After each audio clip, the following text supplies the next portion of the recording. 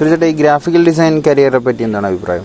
Graphical design career എന്ന് പറയുന്നത് നമ്മൾ ക്രിയേറ്റീവ് കണ്ടൻറ്റ് നമ്മൾ ഗ്രാഫിക്കലി ക്രിയേറ്റ് ചെയ്യുന്ന വ്യക്തികളെയാണ് നമ്മൾ ഗ്രാഫിക്കൽ ഡിസൈനേഴ്സായിട്ട് പറയുന്നത്. അപ്പോൾ നമുക്ക് logo design, digital games design ചെയ്യുക, ബുക്സ്, അതുപോലെ വീഡിയോസ്, അങ്ങനെയൊക്കെയുള്ള ഡിസൈൻ ചെയ്യുന്ന വ്യക്തികളെയാണ് ഗ്രാഫിക്കൽ ഡിസൈനേഴ്സ് പറയുന്നത്.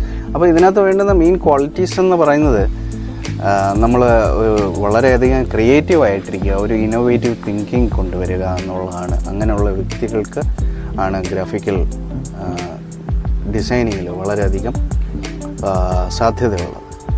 അതിനകത്ത് വേണ്ടുന്ന കീ സ്കിൽസ് എന്ന് പറയുന്നത് കാസ്കേഡിങ് സ്റ്റൈൽ ഷീറ്റ്സ്, അതുപോലെ തന്നെ Adobe flash, Adobe dream weaver, Adobe Photoshop, HTML മുതലായ കാര്യങ്ങൾ പഠിച്ചെടുക്കുക എന്നുള്ളത് ഗ്രാഫിക്കൽ ഡിസൈനിങ് ജോബിന് വളരെ അത്യാവശ്യമാണ്. ജോബ് ഓപ്പർച്യൂണിറ്റീസ് എന്ന് പറയുന്നത് നമുക്ക് logo designer, graphical designer, content creator, അങ്ങനെയൊക്കെ മുതലായ നമുക്ക് ജോബ്സാണ് മെയിനായിട്ട് വരുന്നത്.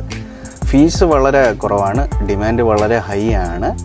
അപ്പോൾ നമുക്കിത് പഠിക്കാനായിട്ട്, ഗ്രാഫിക്കൽ ഡിസൈൻ പഠിക്കാനായിട്ട് bachelor design in graphical design, പിന്നീട് മാസ്റ്റേഴ്സ് ഇൻ ഗ്രാഫിക്കൽ ഡിസൈൻ അല്ലെങ്കിൽ PG diploma in graphical design എടുത്താണ് നമുക്കിത് ചെയ്യാൻ പറ്റുന്നത്. അപ്പോൾ തീർച്ചയായിട്ടും ഗ്രാഫിക്കൽ ഡിസൈനിങ് നിങ്ങൾക്ക് പറ്റുന്ന ഒരു കരിയർ ആണോ എന്നറിയാൻ വേണ്ടിയിട്ട് ഇപ്പോൾ തന്നെ നമുക്ക് സൈക്കോമെട്രിക് ടെസ്റ്റ് എടുക്കുക. ഈ കാണുന്ന നമ്പറിൽ എന്നെ വിളിച്ചാൽ മതി. സൂരജേട്ടൻ കൂടെയുണ്ട്.